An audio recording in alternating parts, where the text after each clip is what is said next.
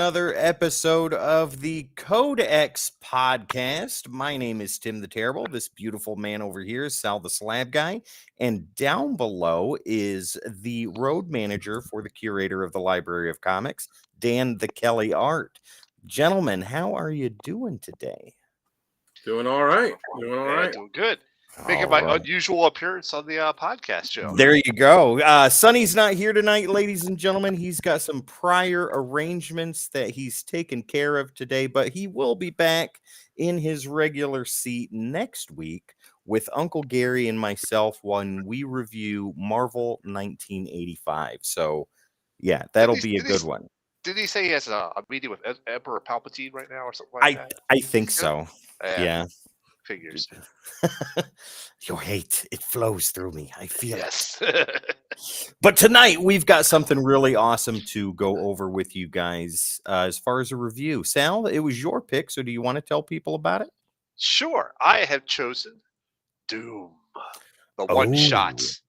Would you look at that? This is by hold on, I have this pulled up here. The writer is Jonathan Hickman and Sanford Green. Save it for the show. Sorry, and the artist is Sanford Green. Okay, that's all I'll do for the show. But yes, that is the issue I have picked up. There we go. Look at that. And for whatever reason, that issue is incredibly hot right now, and I don't understand why. It has so many variants on it. So many variants. Right. It's actually not a bad story. Every book nowadays. Yeah, exactly. Well, do you want to know how many? Who has the most variants this week? Would that be you? No. Which comic book has the most variants this week? You have to be more specific. No, okay, which comic book came out this week that has the most variants? Oh, geez, I have no clue. The Life of Sal, issue 1. No, that would be incorrect. Oh, we've got someone in the comments right here. Doom, love it. Doom loves that you love it, sir. Yes, he does. So it's Red Sonja, volume 7, number 11. With 17 variants. My God, why? I don't know, but she has been on this list. I see the list of what has the most variants, and does Dynamite she's been have there more often than money? Not. I don't know. Does Dynamite have that much money that they, or are they trying to get Red Sonja out there? They don't have that much money. That's why they have so many variants. They're like, please buy all these. Keep the lights on for another week. They know it's a money train, so they try to get on board. That's great. That's wonderful. Ladies and gentlemen, I was going to say, it's interesting, though, that they have Red Sonja while Conan is at Titan. Because normally those properties stay together. Lovely licensing deals. Ladies and gentlemen, we're in the pre-show right now. We're going to get some introductions out of the way in case you're new. But before we do that, don't forget, we've got something that we want to give to all of you, and that would be our socials, ladies and gentlemen, at the Codex Station, your favorite social media platforms, and where we're live streaming right now. Make sure to hit the like, share, subscribe, and or follow. That is honestly the greatest way to support a channel like this, so that way we can continue to do this content that we love and we're passionate about all the time, every time. Memberships are available, and super chats are open right now if that is something you feel that you want to do. It's never obligated, but it's always appreciated if you choose to support the channel financially. Also, ladies and gentlemen, this guy over here made a super awesome website, and that is thecodexstation.com. Yeah, head over there, get some merch, meet the team, and so much more. Once again, thecodexstation.com. And it's mobile friendly. It absolutely is. Sal, why don't you introduce yourself, tell people who you are, what you do, and why you do it. All right, then. Come on, you know me. I'm Sal the Slab. I have no idea who you are. Yes, you do. Come on. I'm the guy with the slabs. Anyhow, when I'm not here on the Codex Station, you can always find me on YouTube under Sal's Common Corner, and also the Slab Guy 77 on Instagram, when this guy down here allows it. And Dan, why is it that you have to give Sal permission? He just does. He owns it. He runs it. He is it. Yeah, if that's the case, I live in a much more luxurious lifestyle than I currently am. If you had Instagram money, this whole thing would be a different conversation. Oh yeah. Oh yeah, look every who we week I got do, here. like, We all got right, here you go, Richard. peasants. Hey, Richard. What's up, Richard? And yeah, I sent Richard the. You guys have to remind me. I'll show you after the show. I finished the pencils on the Brown Lantern Oh, sketch. my Oh, nice.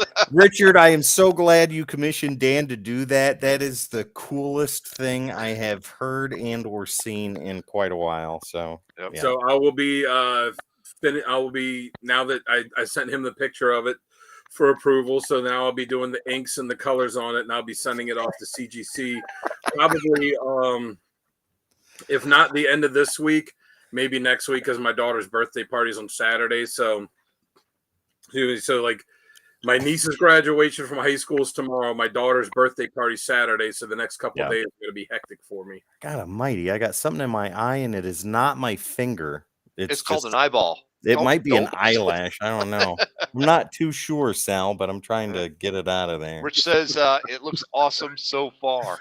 I'm glad you did it. There you go. So yeah, you can find me on Instagram at Dan Kelly Art, where I post art and stuff. So go check it out and get some commissions. Give me your money so I can buy some comics.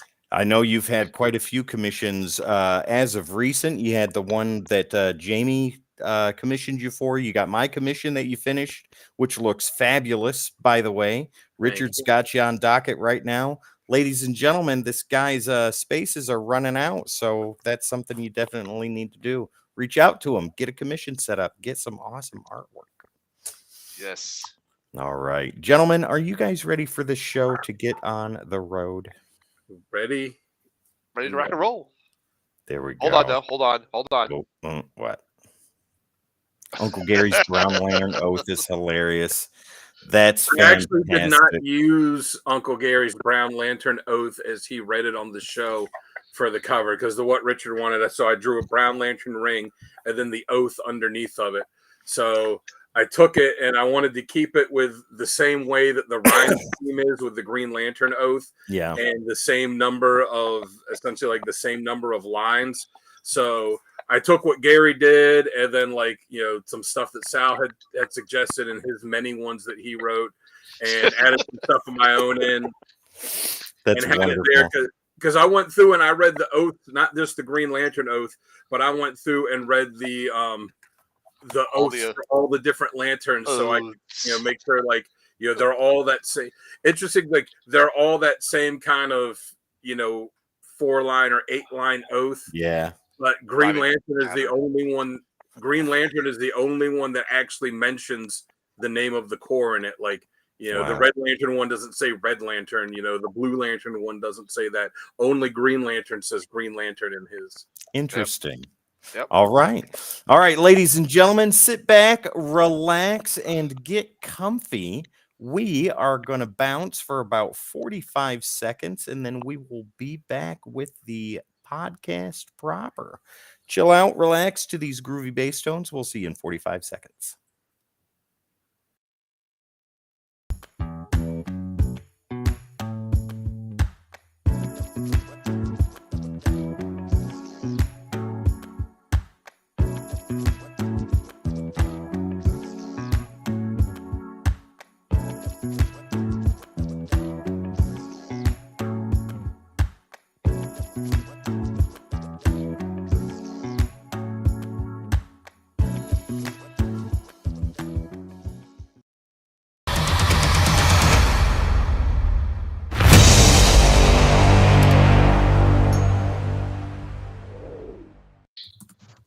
Hello, ladies and gentlemen. Welcome back to another episode of the Code X podcast. My name is Tim the Terrible. This beautiful man is Sal the Slab Guy, who will be running chat tonight. And down below is Dan the Kelly Art. Ladies and gentlemen, do we have a show for you? It is all hail Doom. All that static that you're hearing. Oh, we just lost Dan. Doom was not impressed. Yeah, Doom said nope. There we go. Well, Sal's got chat until Dan comes back, and then Dan, I guess we'll take it over from there. Yep. All right. While we're here, we got someone looking in on us. Ooh, we got the eyes that are watching, ladies and gentlemen. That's Jamie. Better be on our best behavior. But we have got an amazing show for you tonight. We've got the hottest comic news with the rundown. We have random panel of the week. There, the man of the hour is. Sorry, I had to jump out and jump back in so I could have access to be in charge of the chat. Nope, All that right, is you got okay. it. I love Chat you. is yours. Anyway. But anyways, yeah, we've got the hottest comic news of the week for you right here. We've got what's coming up in the docket for Codex. We've got random panel of the week, and it's fantastic. I love it. And our review of Doom #1. Sal, you want to give that a nice little rundown twirl? Sure. You So have it there? here, There it is. I Yeah. do. There we go. Perfect. So this is the book we're covering. Writer is Jonathan Hickman, Sanford Green, and the artist is also Sanford Green. This is a one-shot, and it is Doom is all alone and must save the Marvel Universe. Ooh, sounds All right. interesting. Sounds confusing, but we'll get into that later tonight, ladies and gentlemen. As of right now, though, let's go ahead and get on with the rundown.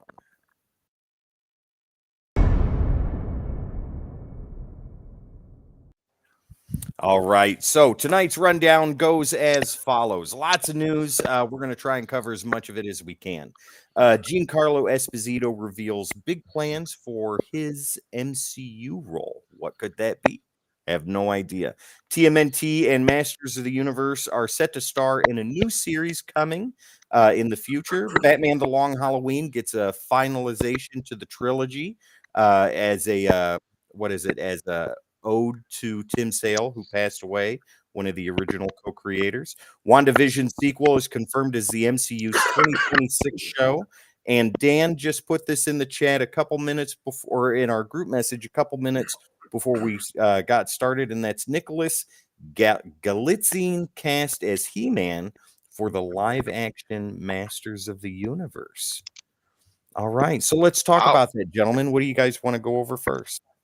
Well, I don't think he's cast as He-Man. I think he's cast as Prince Adam. Yeah, the article that you sent said it was He-Man, but I mean both characters are the same. Well, it says that in Wait, what?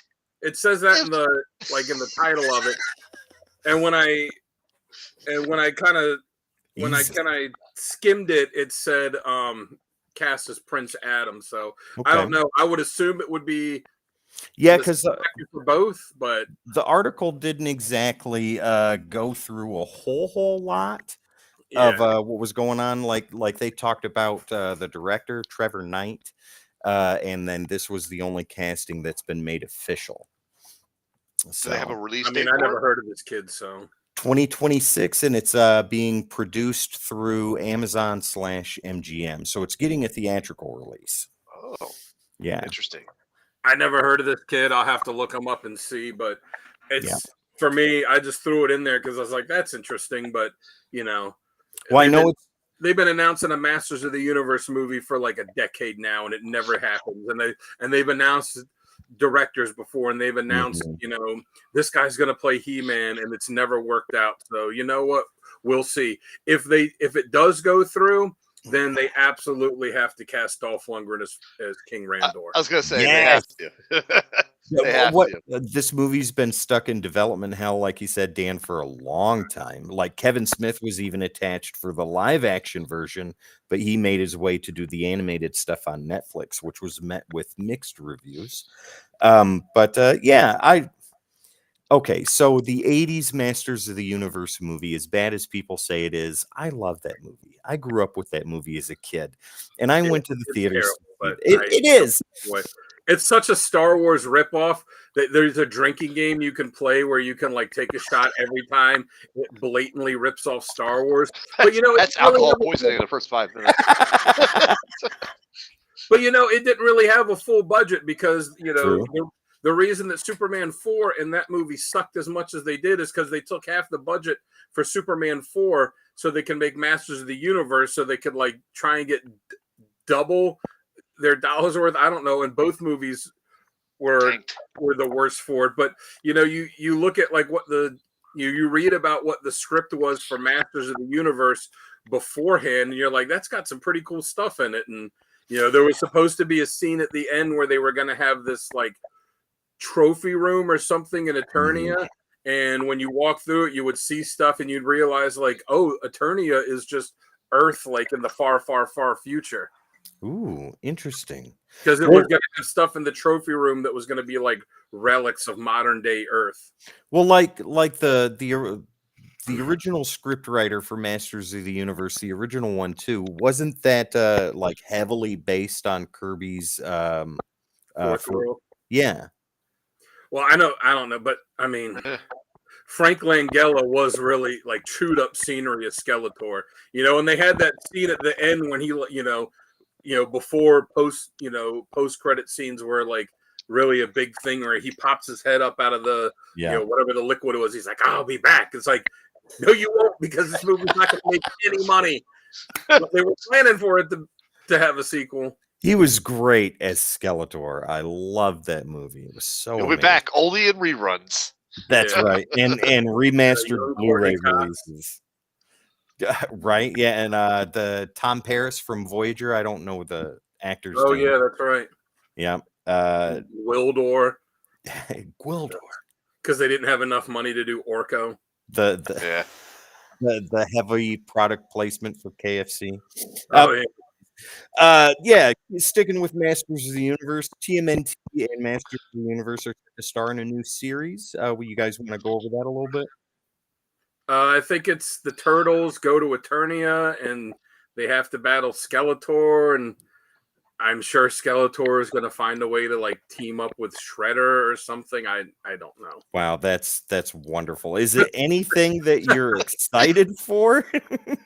I mean, I'm not, but my buddy's a bigger Masters of the Universe fan than I am, so he's going to buy him because he's working on his complete run of all the Masters of the Universe books. So here's the article. It's from CBR and it's written by Sam Feng. Dark Horse, Mattel, Nickelodeon, and IDW announce a major crossover event that sees TMNT team up with He-Man in a fight against Skeletor.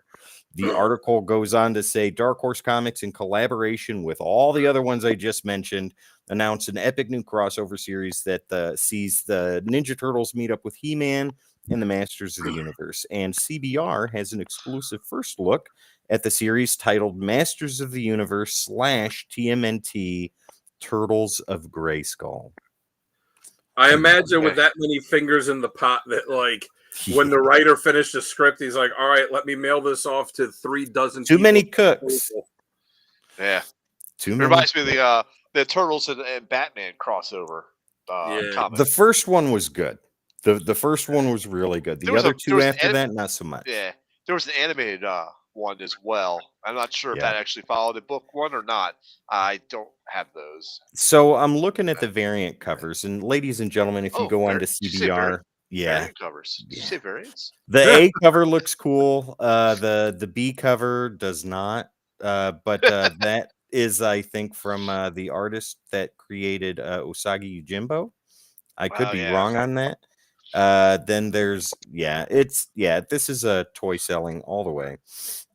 Written by Tim Seeley, artwork by Freddie E. Williams II, colors by Andrew Dahlhaus, letters by And World Design, with cover art by Freddie E. Williams II and Andrew Dahlhaus, and variant cover artwork by Stan Sakai and Emi Fuji and Alex Zirit. So there you go. Well, ladies you know and where the gentlemen. real money from the movie is made? Merchandising. Merchandising. That's what they're doing. They're going to Oh, target my. the toys. That's where they're going to make their money. Baseballs, the They cereal. already did toys. That's why they're doing the comic. They did the Turtles of Grayskull toys already. Baseballs, Okay. the flamethrower. Yeah, that's what I'm looking for. All right, and let's see here. What else do we got on the docket? Batman: The Long Halloween gets a finale to the two previous in remembrance of Tim Sale. I'm excited about that. That looks good. TJ. I What's thought up, that TJ? team up already happened in Hulk 180. It absolutely did. Like it was a backup story. Everything happened in Hulk 180, okay? It happened in the letters Yeah. page. There you go. But yeah, Batman: The Long Halloween gets a finale to make this a wonderful trilogy. Jeff Loeb and Sale, they did amazing work with The Long Halloween. That is Absolutely. God, that that I think goes down as one of the greatest Batman stories ever told. Oh yeah. With this third and final piece to make it the trilogy. How do you guys feel about that? Oh, I'm digging that. I can't wait for that. Yeah. Yeah, I'm looking forward to it. Jeff Loeb said in the release about it that, this was something that him and Tim Sale had already been planning on doing. Yeah. Before he passed away, that they'd already kind of, not that it was like written, but they'd already talked about it and kind of hashed out what the ideas were going to be. And then he passed away, and it just kind of sat for the past couple years. And he decided, like, all right, it's finally time to do this. And see, I don't know how that. I know they said it's going to be a tribute to Tim Sale too. Yeah. So I don't know exactly what they have planned for that. So I know, according to the article, which again is on CBR.com, and this one also was written by Sam Feng, he goes on to say that the new part of the story is titled The Last Halloween, and it will celebrate the legacy of Tim Sale, one of the original creators of the series. He goes on to talk about when it originally premiered and all of that stuff. The debut issue of this final series. It's a 10-part mystery that picks up after 2021's Batman The Long Halloween special, and it will debut September 25th of this year.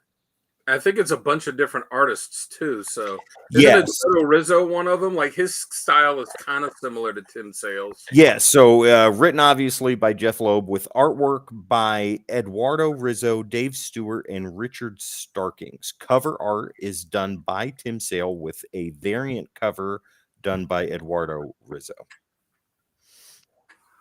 Not bad. Yeah, this is one I'm excited about. I think this will be great. I have the Long Halloween Noir edition over there, and I think that's absolutely cool. I know the colors are a major part of the story, but seeing it in just black and white looks equally as awesome to me. Yeah, I'm looking forward to it. I'll pick it up. Yeah. All right, let's get to our last piece of news real quick. This one I'm kind of curious about. This is more speculation than anything, ladies and gentlemen. But Giancarlo Esposito reveals that he has big plans for the role he's been cast in for the Marvel Cinematic Universe. We have talked about that briefly in chat. Some of us are saying Doom. Others have said other characters that he could possibly be. But the one thing that Esposito says is that his character will have a branch-off series. So it's got to be somebody big. Yeah. So theoretically, well, he didn't say that he would be the star of a branch-off series. He just said he would be in a branch-off series, right? Ooh, okay. Like, so... Because I was under the impression, like when I read that, it was like his character is going to get a series. I mean, I don't know. I guess we'll know when we actually see it. So, yeah. I mean, if he said he was going to be introduced and then branch off into that. So, I mean, what movies does Marvel have coming out somewhat soon that it would be? There's Fantastic Deadpool and Wolverine. Yeah. There's Deadpool and Wolverine. There's Captain America after that. Yeah. And then, I mean, New World Order. Mm-hmm. Yeah, I'm thinking I got an idea there. All the other stuff that's on the horizon, like, hasn't even started filming yet. I think it's just those two. Unless so he's going to be like Thunderbolts is in the middle of being filmed right now. Which one is Thunderbolts? Thunderbolts. Yeah. I forgot about that one. I was gonna say, unless if he's in one of those, or like, I don't know, unless he's in the Wonder Man series, like maybe he plays Wonder Man's agent and then he gets his own. Sal, your gears are turning there, buddy. What are you thinking? I'm thinking like, you know what he would be really good at, and I'm not really speculating that this is what he'll be in this whatever role that he's in, but yeah, Baron Zemo, he would be an we excellent Baron. We already have Baron Zemo though. Right, but he would. I don't know. He could be a variant. Come on. Ooh, now a variant action. Keith there has a very good point. Guessing you'll be Mr. Sinister. That would be good. I was going to say, I don't know that he could be Baron Zemo. He's a good actor. I don't know if he could play a German though. Like, I don't know. I think he could pull it off. Okay, I know he was petitioning to play Professor X. I don't really like him.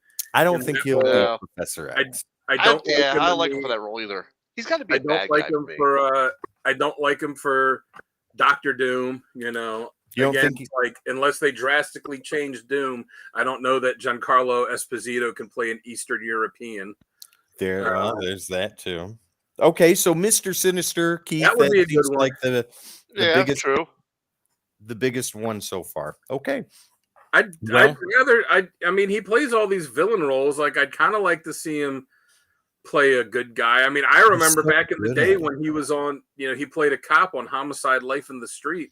You know, Yeah. granted that was 30 years ago. You know the first movie I ever saw him in was What? Maximum Overdrive. Your favorite movie. That's right. He's the guy, he's the arcade guy, the guy that gets zapped by the arcade machine. He has Wow. one line in the whole movie and he says your mama, and that's it.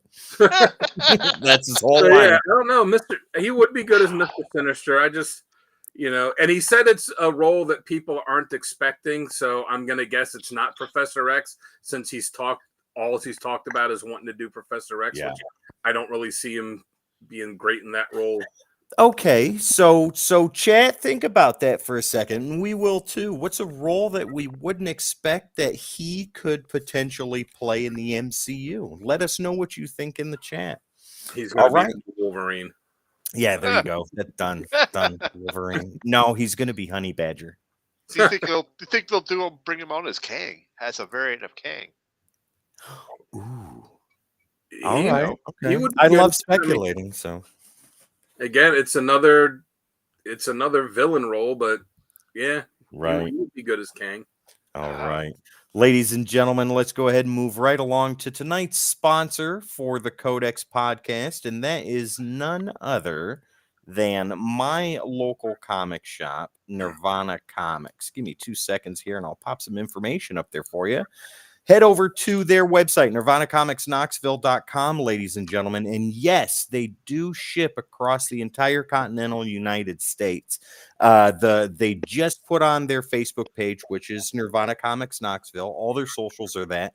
They just put the cover out for their exclusive cover for Scarlet #1, which will be coming out very soon. And you'll see that cover right here on the Codex station. Grant, Jasmine, McKay, the entire Nirvana Comics team, they have a comic for everybody, and they want you to come in there and experience Nirvana Comics right along with them. And if you are in the Knoxville area, ladies and gentlemen, hey, right there's the address. Go ahead and check it out. It's on Kingston Pikes, one of the main streets that go right through town. I'm in there every Saturday in the afternoon. So if you see me, stop in there, say hi, or just walk in and say, hey, Tim from Codex sent me. They'll give you a nice, crisp high five. There you go. Nirvana Comics, ladies and gentlemen. It is the comic shop to go to in the Knoxville area. All right. What if he's still Gus Fringe and he's just that awesome? You know what? I would love to see him somehow as Gus Fring in the Daredevil show, and it's him going up against the Punisher. Oh my God. Wow. I take it that's his Star Wars character. No, Gus Fring is the character he played in Breaking Bad, the drug lord. Oh, the restaurant owner. Yeah, the one that owned Los Polos Hermanos and was also That's the right. the drug kingpin, The best chicken in the West. the ruthless, heartless drug kingpin too. Oh, That'd be cool to see him going up against the Punisher. Oh, what if we're finally, after all the years of rumors, getting Mephisto, and that's who he plays. ooh, that would be a great role for him to be in That would too. be. So Yeah, we've got that'd be Mr. good. Sinister, we've got Mephisto, Kang. Dr. Doom, Kang. Those are awesome choices right there. It'd be interesting as Kang because it would be very different than Jonathan Majors, because Jonathan Majors being younger, being like really buff, in shape, Yeah. you know, being physically intimidating, whereas Giancarlo Esposito is older and he just Mhm. has that very intimidating presence where it's not so much of a like I'm going to be able to physically beat you up, but just, you know, that Yeah. intimidating presence, like where you know he's going to find a way to win. Right. Yeah. Oh, wow. Okay, so I'm rooting for Kang at this point. We still haven't seen the Beyonder. Keith, man, just keep pumping them out, dude. I'm writing them down as you say them. So, how much will the price go up if I wear my Alabama garb at Nirvana? Oh, they wouldn't let you in the store, sir. That's there's no UT stuff around the shop proper, so I think you'll be okay. But yeah, just wear your Alabama underwear. Don't wear a shirt or anything like that. You thought I was dead, but I'm not. Ladies and gentlemen, Son of the Writer on Twitter. Let's welcome him into the chat. He's a new member of the Codex Station. Let's give him a big round of applause. Welcome. What's up, Sonny? Sonny? Yep. All right, but we got something great. Sonny, you're missing out on this, buddy, because we got an missing out. awesome random panel of the day. No high five for High me. No, sir. It'll be a turkey tap. That'll be about it. Turkey tap. Yeah, there you go. Happy Thanksgiving. Gobble gobble, bitches. What's the capital God. of China? It's the random panel of the week. Dan, you wanna explain what you gave me here? Oh, I mean, it's pretty clear what's going on, right? It's Cyborg, letting everybody know that they got two people out there looking for Dick, and you see the expression on Starfire's face there. So, they got two people out there looking for Dick. If anyone's wondering why Sonny and Gary are not on the show tonight, This is why. This is why. Holy shit. Maybe they're out looking for Dick. Oh, I hope they find it or him or whatever it is, right? Sonny, Yeah. you can let us know in the chat how the search is going. Yep. Damn. So now And we Gary, got two people. out there Mr. looking IT for guy, Dick. Gary, he can't respond right now because he's too busy He's busy. looking for Dick.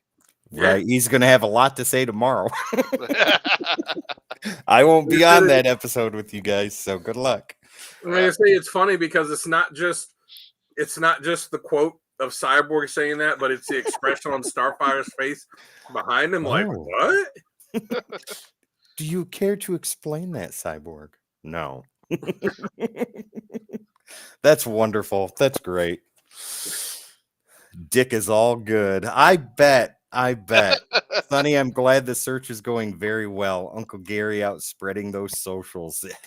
Man's on a So, mission. When you Always asked me to send you a random panel of the week for it, I have a bunch that are on my phone that I haven't posted yet, but I actually have the random panel of the day on the Comic Character of the Week site on Facebook, because you can go on there and post stuff as timed posts In for advance. the future. Yeah, in advance. So I've already got the random panel of the week scheduled on there for every day for the next 3 weeks. So I was just scrolling through all right, which one do I want to send? Which one do I want to send? And then as soon as I saw that one, I was like, oh, well, Gary and Sonny aren't on tonight. So that's the one. That's wonderful. I love it. That's the greatest random panel of the week so far. Let's be honest. We all have comics with Dick on the cover. That's true. Yeah. I mean, I guess if you just, are sitting around reading comics in the naked, just in the nude, just make sure you don't get a paper cut. How? Ladies and gentlemen, TMI. That's the PSA. That's TMI. There you go. Is a PSA, don't put your wiener on paper because you will get a paper cut. So there you go. Moving on, ladies and gentlemen. Let's talk about what's next for Codex. We've got a lot of stuff in the pipeline. Sal, I'm going to give the floor to you, man. You've got All right. some interesting stuff coming for yeah. Codex Slab. Absolutely. So I know everybody in the chat and everybody from our coders out there, we've got a show called Codex Slab, Hey, which we talk coders. about coders that talks about all our recent slab pickups and stuff that we sent off to be created, stuff that we've gotten back, or stuff that we picked up that we bought that's been created. So yes, there is a new kid on the block for a grading service called Expert Grading Services, EGS, and I sent off 2 books to them, got them back, got them. I was No actually pretty press, damn no close. clean, no nothing. They were all No rolling nothing. dice, right? Roll the dice, throw in, and I sent one in that I knew had damage to it, like I had spine ticks. I knew exactly what was wrong with it, and I wanted to see how they did, how they fared up, and the grades I guessed actually were pretty accurate to what they gave it. Okay. So It was very good. I did a video comparing the two to CGC case as well. So I'm not sure when's that slated to come out, because I know I sent that over. Sometime between now and the end of the year, ladies and gentlemen. My plate is full, but it's soon. It's coming out soon. Yes. I mean, look at his head of hair. Do you know how long he has to spend taking care of that That's right. hair, and that beard? It's not fake, ladies and gentlemen. It's fake. It's fake. That's fake. Shampoo, that's conditioner. That's essential oils. That's a lot of time. How many people have seen Tim without the hat? Jamie did once, and he told me to put it back on because I looked like my mom. So okay, just Your saying. Rumors are out there. It's fake. But back to the Codex Slab show. I actually emailed the president of EGS and got him to agree to do an interview with us. Yeah. So he'll be on our show. I'm gonna try for June 11th. Oh God, Sonny. Actually, no, I do not. So there you go. June 11th is what I'm going to shoot for, and if that works out in his schedule, there you go. Of course, Dan's got Dick on the cover. Dick slabbed. He's got Dick slabbed. Wow. This is why we don't get aired anywhere but right here live, ladies and gentlemen. So we're gonna try for that and see what happens. So stay tuned. Yeah, and we got someone else coming on the Slab show in the near future too, and that would be Greg from Lithograph Comics. That's right. That's right. I thought he was coming on for a different show. I forgot he was coming on to the Slab show. He is also going to be on awesome. this Saturday for Comics Unleashed. After dark. So, but he's also going to be on the Slab show too. Yeah, we're going to have him on a Slab show off. So yeah, you'll be seeing a lot more Lithograph Comics on the Codex Station. That's going to be really awesome. As far as comic character of the week, Dan, what other characters are in the docket and any special guests that are coming up in the future? This week we are doing the Wasp. Mm-hmm. And it's going to be me, Sal, Gary, and Jamie. Yep. Next week, what'd you say? I said that's right. I was just agreeing with you. All right. And next week is Sergeant Rock. And Gary's best friend, Mike Harbor, is going to be on that episode. Now, you're going to be on that one as well. Yep. I'll be there for that. So that'll be a 5-pack on that one.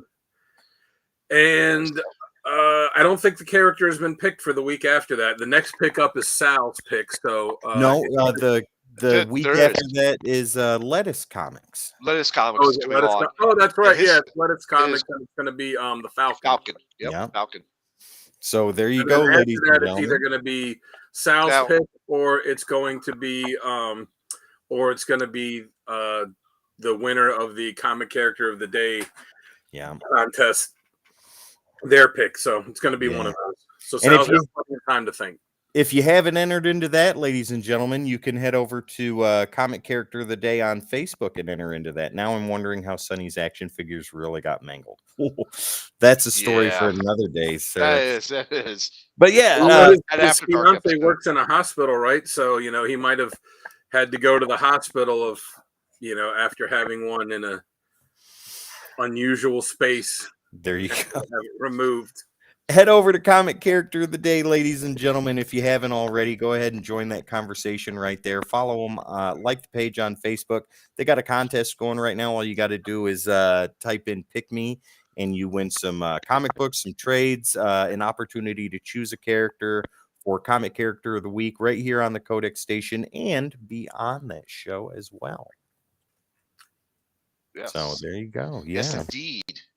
All right, ladies and gentlemen, we have covered the rundown. We've given you an awesome random panel of the day, which I'm going to show you one more time in case you forgot. We made a lot of dick jokes and a lot of innuendo about Sonny and Uncle Gary. That is exactly correct. We've talked about what's coming up next for Codex. You've learned all about our sponsor, Nirvana Comics.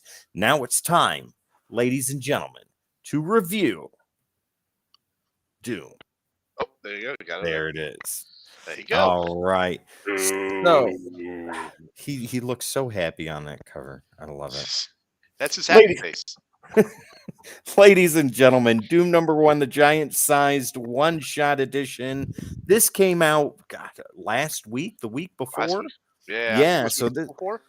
this is fresh. It's still on comic shelves if you can get it. If you can't, I know it's selling for an exorbitant amount on eBay.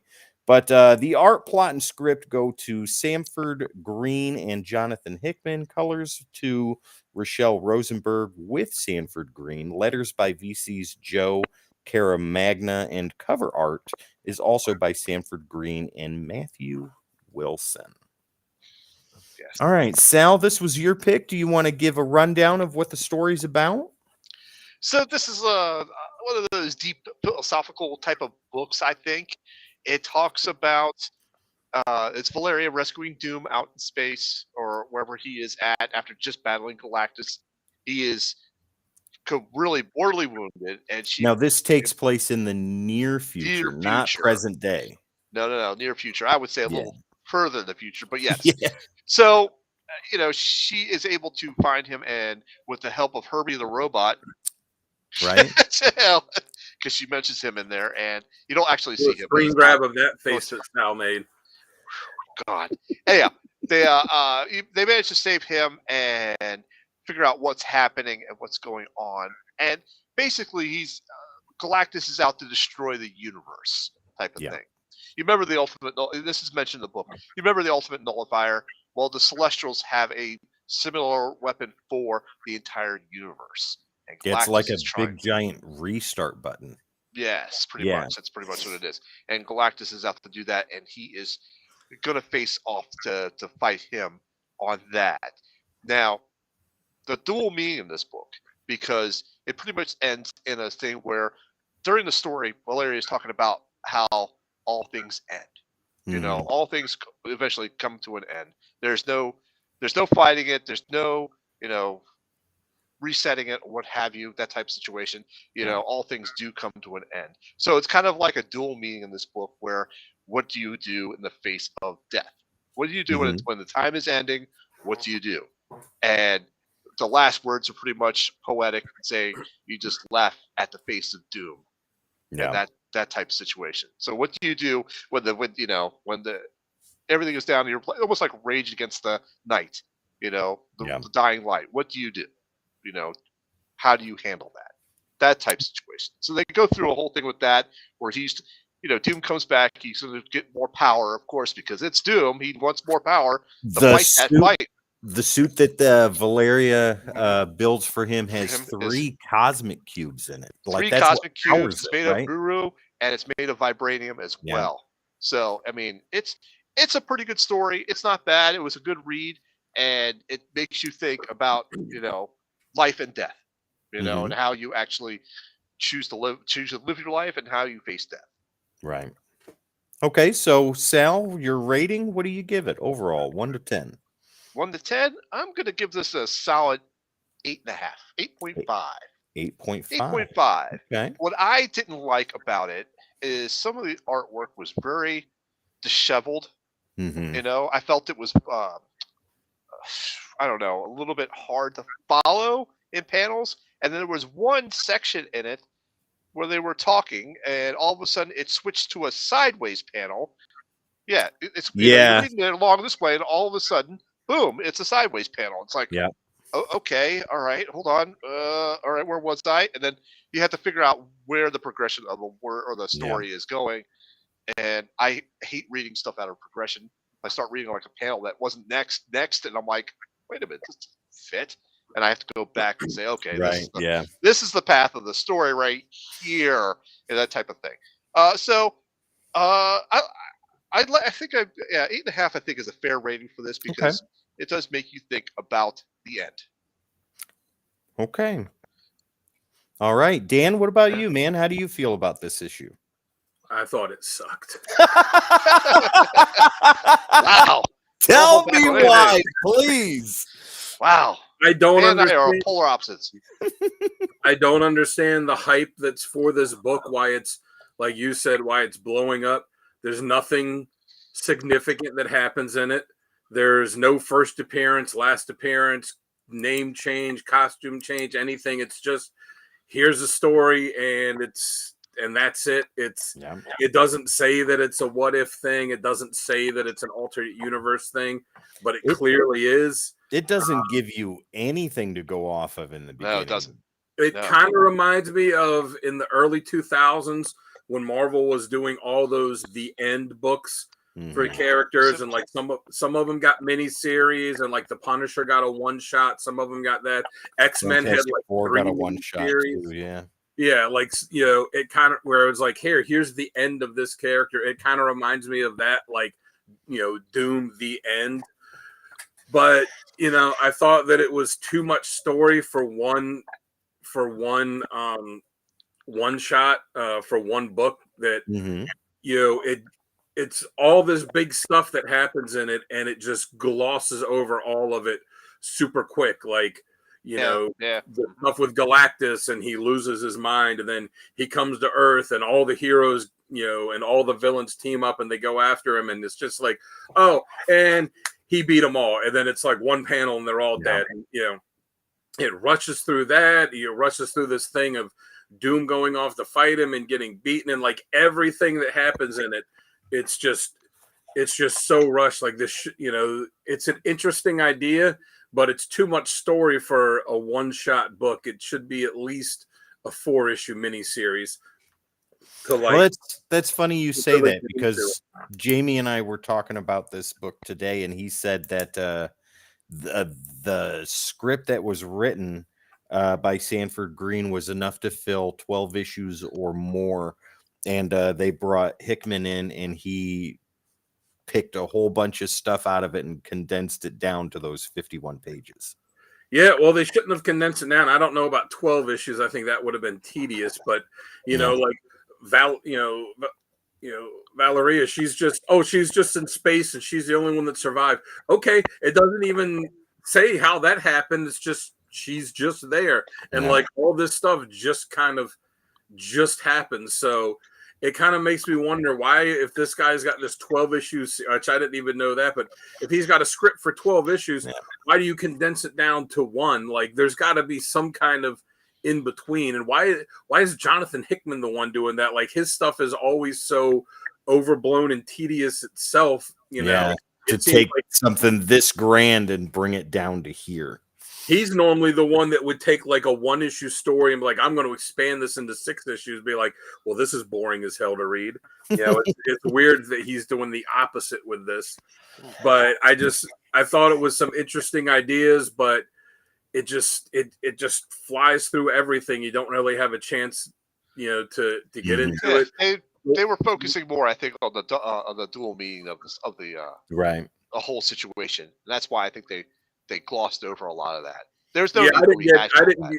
I didn't get any of that dual meaning stuff from it. It just, they just went through it too quick for anything to have any, you know, there was no impact of anything that was in it. It, like, you know, you were talking about, clearly there was supposed to be this impact and this meaning, but it rushed through it. You know, nothing really hit. It was just like, okay, and this happened, and then they go to fight at the end, and then, you know, him and Galactus are going to, like, you know, hit each other, and then it's just, oh, it's over. I'm like, that's it? That's how it ends? What kind of bullshit is this? And then, you know, the It's artwork in called it, bullshit. Bullshit flag. yeah, Oh my god. the artwork in it to me was very unimpressive. Yeah, I'll agree with you on that. I just it was detailed, but it just wasn't very good. I didn't like the artwork at all. And the end, or after the, you know, it ended, and it's got like pages and pages and pages of all these, Hey Joe, good to see you, What's up, buddy. Jim? Welcome to the show. like all these pages of all these character sketches he did, and I was looking at it like, Yeah. why are all of these here? Like, he's got character sketches for all these Marvel characters that appeared in like 3 panels. Like, Yeah. I like agree. why it's like, this is just here to, you know, to add a couple extra pages to it to justify the price point. Joe says, I agree. It felt like a story I've read before and had all the tropes. How do you feel Yeah. about that? Is that accurate? Yeah, I'd say so. It's it's Doom being Doom, and Yeah. it just I to, do not survive. I yeah to endure. me it just rushes through everything. Nothing has a chance to have an impact. It's a good idea that is executed very, very poorly. So for me, I would rate it 4 out of 10. 4 out of 10. And Wow. it only gets a 4 because I think the ideas that it has are good. Mhm. It should have just been it should have been a longer series. Yeah. And I picked it up off the shelf and was considering buying it, and now I'm very glad that I didn't. Well, there you go. Okay, so my thoughts on this. I was confused when I read this because I didn't know. I I knew it wasn't continuity, right? Joe says the book Yeah. is going for 25 on the aftermarket, which is ridiculous. There's Yeah, no because reason for it to be that expensive. it's not a low print run. It's nothing significant that happens in it. Like, It's Doom. Doom demands the money. Doom should have demanded a good story. That's Yeah, true. He should have demanded a good book. Doom does not need a story. He just needs to be. Doom needs to be. Doom does not story. Doom is. Doom But is. He's but not yeah, when I started reading this, I was confused. Like I didn't know where this fell in. It felt to me like a Sins of Sinister, right? Like it. I knew it had to take place sometime in the future, but I didn't even come to that realization until a couple of pages in. And yeah, the writing, like Sanford Green, whatever he had before Hickman got a hold of it, and I love Hickman's stuff. I'm a Yeah. big fan of Hickman's stuff, but whatever Sanford Green had before he got a hold of it, whether editorial said we only want a one shot, we don't want a full series, give the man the series. Let's see what the hell this could have been. 4 to 6, 8 issues, 12 issues, even. Shit. Give us a Doom series. The last one was him running around New York City and all that stuff. I want something cosmic and epic and all of that stuff. And we saw So, pieces of that in here, but we didn't see so Days of Doom. Yeah.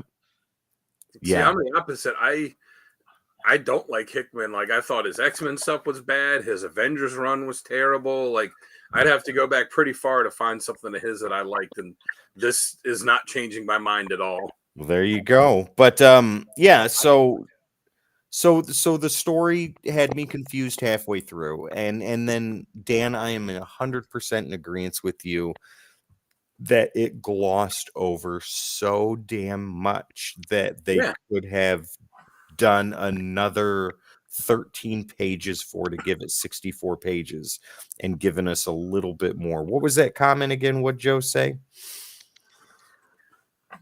Joe says, I love Hickman's FF and his Image stuff. I did not read any of his X-Men, coming back to X-Men with the relaunch. Yeah, I didn't read any of his X-Men either. I'm coming in on the relaunch too. But I did enjoy his Avengers stuff. I enjoyed Infinity. I'm enjoying Ultimate I Spider-Man. like this X-Men stuff. Yeah, I haven't read it. I haven't. But the story itself, even with all the glossing over and the pieces that just made it confusing in the beginning, the recap that the 51 pages is still pretty solid to me. And though I'm not going to give it an 8.5 like Sal did or a low score 4 like Dan, I'm going to go more around the 7.5 range. It's 51 pages. After you hear from somebody that it is not main continuity, the book kind of makes sense, and it's more of a recap of things that happened all the way up until the end. I agree the ending sucks. I was not happy with that at all. But overall, 7.5. The artwork, however, I wasn't as pleased with. I don't like that quick sketch type artwork. I am Yeah. not a fan of that at all. I agree. Like where the close-ups are really detailed, but even then there's still kind of quick sketch stuff, and then the background artwork is just this whatever it is. I'm not a fan of it. I don't like it, and I think that they could have used a different artist than Sanford Green on this. Stick to writing, buddy. The artwork, it's not my cup of tea. It may be other people's, but I'm not a big fan of it. So the artwork got a 6 out of 10 for me on that, with an overall score of a 6.75 out of 10. I, like you said, Dan and Joe in the chat, I have no effing clue why this book is exploding on the secondary market. There is no reason for it whatsoever. There's the only thing that I could even remotely think of is the armor he puts on. And that does not justify a $25 aftermarket charge. If you've got a copy of it, sell it now. Get your money while you can, Yeah. because the book is going to drop like every other modern key that comes out. Unless you get the variant Hildebrandt Masterpieces cover. Keep that one because that's cool. Yeah, But- none of those ratio variants are going to be worth anything in 5 years. No, God, no. They're not going to be Once worth it gets anything. far enough out that people forget, the 1 in 50, 1 in 100, like forget that, like they're not going to hold value. I have a 1 per store Fantastic Four variant here that has John Romita Jr. artwork on it. That book ain't worth nothing. And it's a 1 per store, right? That book should hold some weight, and it definitely does not. There's all right. very few that will. Yeah. That McFarlane 1 per store with the Spawn thing, that probably will. But That's going for quite a bit right now. Most of them autographed. But all of them, all of it, he autographed all of them. oh, but well, there you go. That'll be one of the few that I think holds some Yeah. type of value. But all right, Dan, you give Doom #1. I wait a year at least to buy ratio variants. That's good advice right there, ladies and gentlemen. Yep. Dan, Gotta you really grab it's got to be a good price point and really make me go like, wow, that's awesome yeah. for me to want to get. Like I do very rarely. Like I got a Cobra Commander one, and every once in a while I will, but I can't buy those like $50 and $100 ratio variants. Like Because they don't hold their value at all. if I had $100 to just randomly drop on a book, like I'd go out and buy the first Gambit, or the first, There you the go. first appearance of a significant character that Yeah. will only go up. So there you go, ladies and gentlemen. Just get the A cover. It's Yeah. cool anyways. Dan, you give this issue Doom #1, the giant-sized one-shot from 2024, a 4 out of 10. Sal, you give this an 8.5, and I give this a 6.75 out of 10. All right, ladies and gentlemen, next week on the Codex Podcast, Sonny will be coming back, and it'll be Sonny, myself, and Uncle Gary, and we will be reviewing Marvel 1985. But Sal, on the week that you come back, sir, what would you like Sonny, I, and you to review? To be determined. Negative. Oh! Negative. I gave you the whole Oh! episode. I know, but we were so caught up in this Doom. Oh gosh. That's a negative Ghost Rider. You know what? Let's do Ghost Rider Final Vengeance.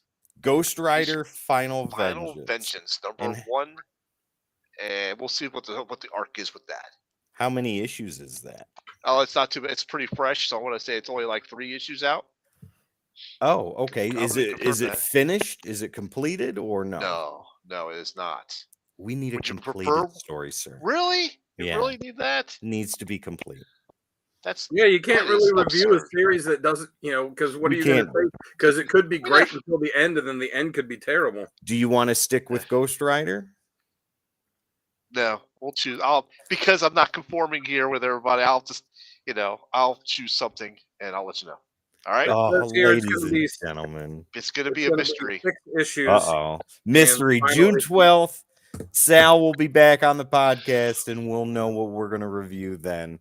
All right, ladies and gentlemen, we are going to get out of here. It's been an awesome show tonight. Sal, Dan, thank you so much for sitting with me tonight. It is wonderful as always. Before we get out of here, let's go ahead and pay some bills real quick. Ladies and gentlemen, we got all the socials, and as Uncle Gary says, we would love nothing more than to give them to you at the Codex Station, your favorite social media platform, and where we're live streaming right now. Please make sure to hit the like, share, subscribe, and follow. That is honestly the best way that you can support a channel like this, so that way we can continue to put this content out all the time, every time for you. Chat, as always, thank you guys so much for being in there and engaging with us Absolutely. tonight. Mhm. That's what we look forward to the most. TJ, thank you, man. Awesome to Thank see you, you in TJ. here. Thank you. Ladies and gentlemen, make sure to head over to thecodexstation.com for all your Codex needs. Get some merch, meet the team, and so much more. Once again, thecodexstation.com, ladies and gentlemen.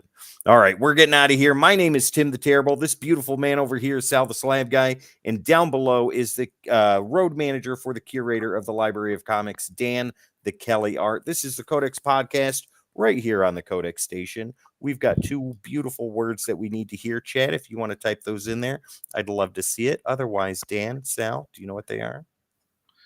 Gaping holes. Oh, thank you. So wonderful. Gives me a shudder every time. It does. It Yeah. does. I don't see any Hulk back there 180. now. Oh, there we go. I can't handle it anymore. We love you guys, ladies and gentlemen. We'll see you next week. Well, See ya. no, we'll see you tomorrow. But yeah, the podcast. We'll see you. will The see you next week. podcast will see you next week. Yeah, but either way, I love you. I know you love me.